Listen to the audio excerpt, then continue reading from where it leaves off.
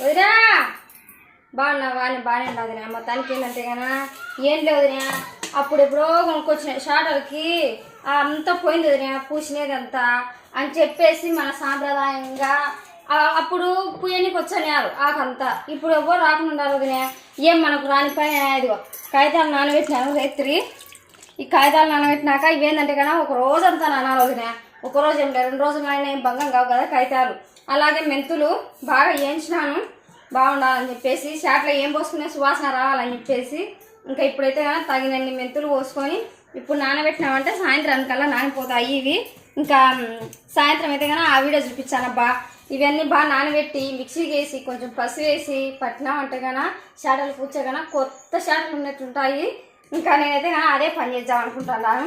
ఏంటంటే అప్పుడైతే కన్నా బాగా వచ్చాను అబ్బా, షాటకు 2 రూపాయలు 3 రూపాయలు ఇచ్చే కన్నా ఇప్పుడు ఏంది ఎవరు రాకుండా ఉన్నారు.